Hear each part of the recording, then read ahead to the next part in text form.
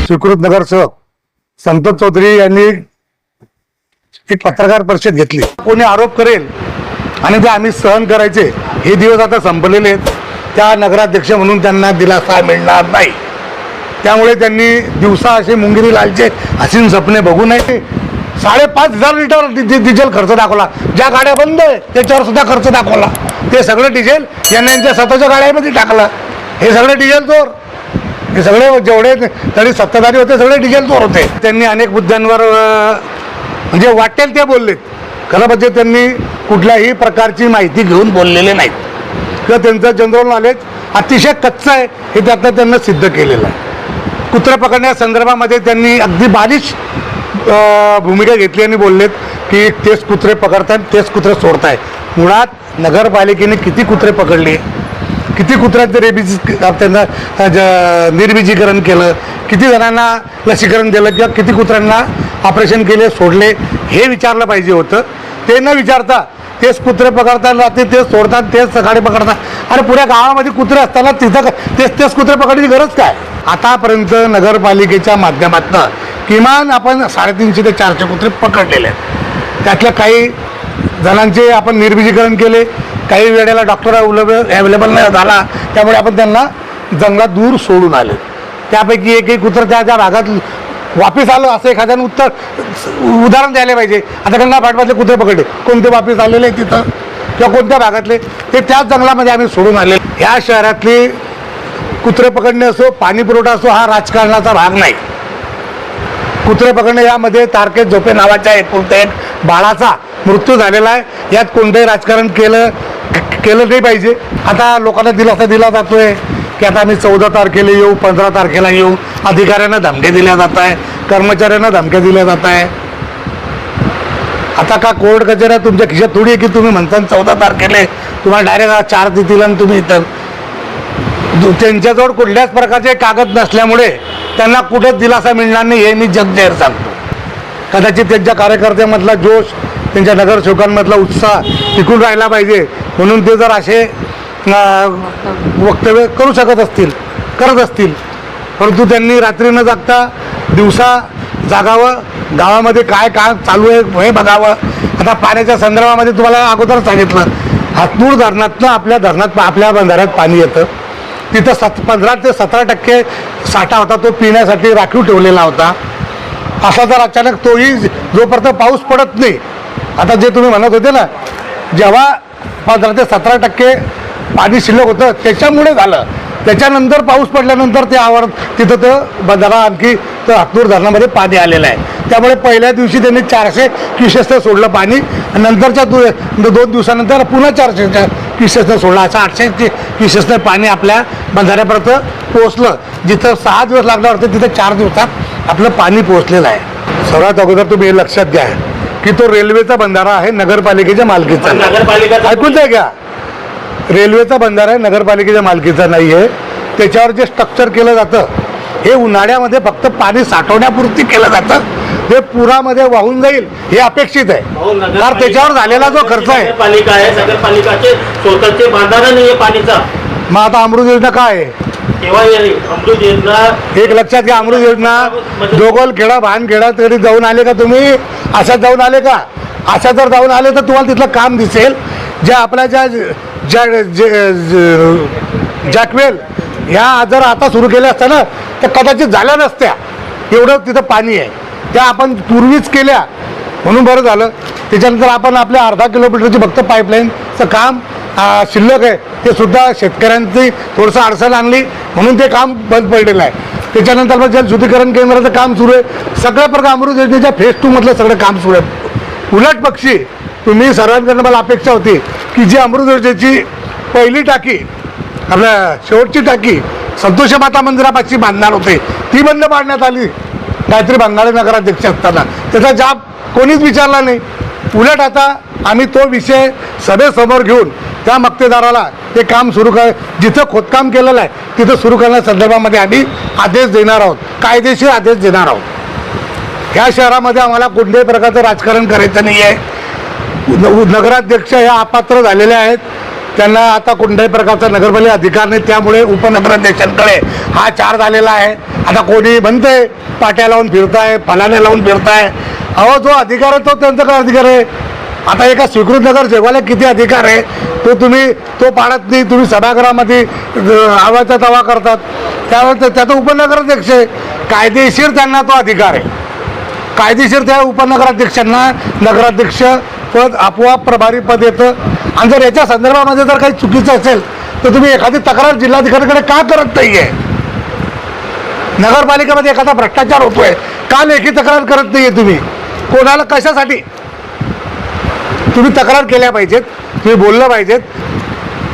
6 कोटीच्या संदर्भामध्ये एक बी ठेकेदाराने येऊन सांगितलं तर आम्ही सामूहिक राजीनामे देऊ. मुळात 2018 रोजी जेव्हा आपण अमृत योजनेची निविदा काढली ती श्री जैन यांनी भरलेली होती. जैन कंपनीने भरल्यानंतर त्यांना आपण भुसावळमध्ये बोलून ह्याच इथामधून त्यांना 8% रेट कमी करण्यास सांगितलेला होता. आम्ही यांच्या वेळेला असतं तर यांनी 16% वाढवून सांगितले असते. आम्ही 8% त्यांना कमी केलेलं आहे. हे मी बोलत नाही आहे, नगरपालिकेमध्ये याचं प्रोसिडिंग आहे की ज्या मक्तेदारानं काय रेट भरलेला होता आणि आम्ही त्याला कमी करून काय रेटनं ते काम दिलेलं होतं. 8%. आज हे 100 कोटीमध्ये 8% म्हणजे 8 कोटी रुपये होतात. ते 8 कोटी नगरपालिकेचे आम्ही वाचवलेले आहेत. यांना 4 महिन्यामध्ये त्या अमृत योजनेचा कोणतं लक्ष दिलं गेलं नाही. त्याची उलट टाकीचं काम बंद केलं, त्या ठेकेदाराला धमकी दिल्या. त्यानंतर आता जो हायवे क्रॉसिंगसाठी पैसे लागत होते ते दिले गेले नाही. फक्त नगरपालिका निवडणुकीच्या वेळेला 2.5 कोटी रुपयाचा जो निधी होता त्यामध्ये 55% कोणी टक्केवारी खाल्ली, कोणत्या हरामखोराने खाल्ली ते थोडंसं तपास केला पाहिजे. 6 कोटी रुपये जर कोणी म्हटलं की खाल्लेले आहे कोणी एकाने बी तर आम्ही सामूहिक राजीनामा देऊ. बोलवा अशोक जैन यांना, पत्रकारांसमोर बोलवा. आमचं साधं काम आहे, आम्हाला ते काम खूप कंप्लीट करून या शहराला पाणी पुरवठा द्यायचा आहे. 17% पाणी पुरवठा तिथं असल्यामुळे ते 4 दिवस आवर्तन उशिरा आलं, त्यामुळे 10 दिवसाच्या ऐवजी 14 दिवसाच्या आड लोकांना पाणी मिळालं. परंतु येत्या काळामध्ये हे कंटिन्यू 14 दिवस राहणार नाही, हे 10 दिवसच राहणार आहे. उलट काही लोकांनी तर गोष्टी केल्या होत्या की आम्ही 5 दिवसात पाणी देऊ. 5 दिवसात 1 दिवस कमी करू शकले नाही ते. 1 दिवस 10 दिवस त्यांच्या काळात 4 महिन्यामध्ये 1 ॲलमचा तुकडा आणू शकले नाही, क्लोरीन आणू शकले नाही. त्या 4 महिन्यामध्ये दुसऱ्या ठेकेदाराचे बिलं काढलेत. परंतु साधं डिझेलमध्ये आता मागच्या वेळेला त्यांच्या 15 दिवसामध्ये त्यांनी 5,500 लिटर डिझेल खर्च दाखवला. ज्या गाड्या बंद आहे त्याच्यावर सुद्धा खर्च दाखवला. ते सगळं डिझेल यांच्या स्वतःच्या गाड्यामध्ये टाकलं. हे सगळे डिझेल चोर, हे सगळे जेवढे तरी सत्ताधारी होते सगळे डिझेल चोर होते. यांनी त्यांच्या गाड्यामध्ये डिझेल पेट्रोल टाकलं. त्यानंतर त्या पेट्रोल पंप मालकानं नगरपालिकेला डिझेल देणं बंद केलं. तिथं एकदा सोडून आम्ही आमच्या शैलजाताई नारखेडे नगराध्यक्षा झाल्यानंतर सर्वात अगोदर आम्ही डिझेल सुरू केलं. कारण आपल्या गावात पाणी देणं, फायर फायटरला डिझेल पुरवणं किंवा ट्रॅक्टरला या सगळ्या गोष्टी करायच्या असल्यामुळे आम्ही त्याला 2 बिलं दिलेत. कारण आम्हाला सुरू करायचं. यांची ऐपत नव्हती किंवा यांची लायकी नव्हती, त्यांना नंतर देत नव्हता. गावामध्ये कचऱ्याचे ढेर पडलेले होते आणि मक्तेदाराला विनंती केली, त्यांनी पुन्हा ते काम सुरू केलं. म्हणून गावातले आज कचरा गाडी सफा होते, घंटा गाड्या जात आहेत. काही ठिकाणी असेलही तर ती वारंवार निरंतर चालणारी प्रक्रिया आहे. आणि खडका रोड भागामध्ये जो मोठा नाला आहे तो सभा आमच्या नगरपालिकेच्या SCBनं सभा केला. यांनी 4 महिन्यामध्ये कोणतं ठोस काम केलं एखादं उदाहरण द्यावं. ते म्हणतात काम करू दिलं नाही. काम करू दिलं नाही म्हणजे त्यांच्याकडे हात पकडून ठेवलेले होते. आम्ही नगराध्यक्षांना स्वतःचा अधिकार असतो. आमच्या नगराध्यक्षांनी 58(2) कलमचा अधिकार घेऊन अनेक विषयांना आम्ही मंजुरी दिली. सर्वसाधारण सभासाठी आमची पूर्ण तयारी झालेली आहे.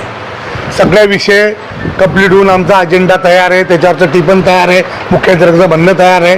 आम्ही सगळ्या प्रकारचे प्रोसेस कंप्लीट करून आता आमची सोमवारच्या दिवशी आमची तारीख घोषित होईल. कारण मध्यंतरी आता आपले मुख्याधिकारी दांडे साहेब हे त्यांच्या खाजगी कामासाठी, त्यांच्या कौटुंबिक कामासाठी सुट्टीवर गेलेले असल्यामुळे ते सोमवारी रुजू होतील. त्यानंतर बैठक निघेल आणि आम्ही सर्वसाधारण सभा काढणार आहोत. आणि ती सर्वसाधारण सभा आम्ही संपूर्ण शहराला लाईव्ह दाखवणार आहोत तुमच्या सर्वांच्या माध्यमातून. साधारण सभामध्ये पत्रकारांना उपस्थित राहणार. आम्ही तुम्हाला विनंती पत्र देणार आहोत स्वतःहून. आम्ही तुम्हाला स्वतःहून विनंती पत्र देणार आहोत की आपण त्या सर्वसाधारण सभेमध्ये हजर राहावे. मला वाटतं की सर्व नगरसेवकांनी असं एक पण नाही की सत्तेचे किंवा सत्तेचे सर्व नगरसेवकांनी शहरामध्ये मला वाटतं 1000च्या वरती टँकर वाटलेले आहे. आलेल्या गोष्टीवर तोंड काढणं हे आपलं काम होतं. आम्ही प्रयत्न सर्व गोष्टीचा करतोय. शेवटी त्याच्यात पाण्याचा हा भाग असा होता, आता की आवर्तन आलं, पाणी सुरळीत झालेलं आहे आणि येणाऱ्या 3 दिवसात उरलेल्या भागात पाणी क्लिअर होऊन जाणार आहे. याच्यामुळे पाणी टंचाईचा जो विषय आहे हां, आणि रेग्युलर 8-9 दिवसांनी परत पाणी सुरू होईल. आणि एखाद्या वेळा तात्विक विषय राहतो, झाड पडलं एखादी तारावरती तर डीपी बदलावायची आहे, एक्सप्रेस फिडरची त्यावेळी लेट होतं रोटेशन, नाही तर रोटेशन काही लेट होत नाही. आणि हे तात्विक गोष्टी आहे, त्या सुरू जाणार आहे. वादळ आलं, डीपी पडली, तारा तुटले, हाच मेन कारण आहे. पाण्याचं रोटेशन बिघडण्याचं कारण तेच राहतं. ह्या जो आपला जो विद्युत पुरवठा राहतो या हवामानामुळे कधी कधी तारा तुटताय. आणि नेहमीच आम्ही विचारतो का लेट झालं, MSBला विचारून का लेट झालं. भाऊ डीपी उडाली, ओव्हरलोड झाले की उडते, गरम झाले तर उडते, हे तुम्हाला माहितीच आहे. वरतून हीट आणि उन्हाचं हीट ह्यामुळे पाण्याचं रोटेशन ह्या दिवसांमध्ये चुकतं. आता ह्यानंतर जसा हिवाळा लागेल त्याचं रोटेशन 7 दिवसानंतर होईल. तुम्ही स्वतः चेक करा, जसं थंडावा होईल वातावरणामध्ये त्याचं रोटेशन 7 दिवसात होईल. जसं हीट वाढतं त्याचं रोटेशन 11-12 दिवसात जातं. हा गेल्या 18 वर्षाची परंपरा चालू आहे आणि ती सुरू जाणार आहे अजून जोपर्यंत अमृतचा टप्पा होते ना. अमृतचा सेकंड टप्पा सुरू झालेला आहे आणि तो झाल्यानंतर परत सुरळीत पाणी मिळणारच आहे. तर आपल्या जळगाव जिल्ह्यात हा पाऊस कमी पडत आहे आणि त्यामुळे जळगाव हे आपल्या कमी पडत आहे, हे परंतु ऐकून घ्या ना. मध्ये वाहत आहे पाणी. नाही, ऐकून घ्या. ऐकून घ्या, तिथली परिस्थिती आम्ही तुम्हाला सांगतो त्यांच्यानंतर. हे वेगळं काम नाही. नमस्कार. आपल्या जळगाव जिल्ह्यात ही पाऊस कमी पडत आहे आणि त्यामुळे दुष्काळजन्य स्थिती निर्माण होत आहे आणि त्यामुळे हातनूर धरणात हा पाणी साठा केवळ 15% शिल्लक आहे.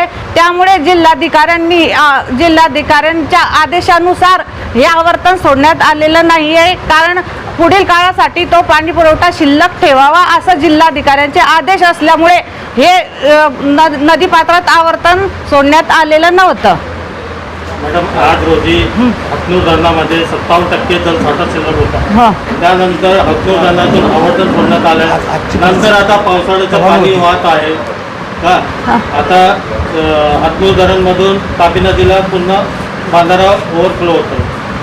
आता तुम्ही सांगताय की कलेक्टरच्या आदेशावर न हो, तेव्हा कलेक्टरचे आदेश तसेच होते, पण आता रावेर अजनाद इथं पालिकांनी याची दक्षता घेतली होती का. हो. एक पाणीपासून वंचित झालेलं आहे, त्यांना पाणी मिळत नाही. हो, आम्ही तसं केलं होतं का, काय नोटीस वगैरे काय दिले. हो, आम्ही तसा पत्रही दिलेलं होतं. 2 वेळा पत्र दिलं त्यांना आणि आमच्या आमदार साहेबांनाही फोन केले. तसेच त्यांनी रेल्वे प्रशासन, दीपनगरचं प्रशासन व आम्ही त्यांना रिक्वेस्ट केलं. 3-4 जणांनी मिळून त्यांना रिक्वेस्ट केली, तेव्हा त्यांनी हे पाणी सोडलेलं आहे.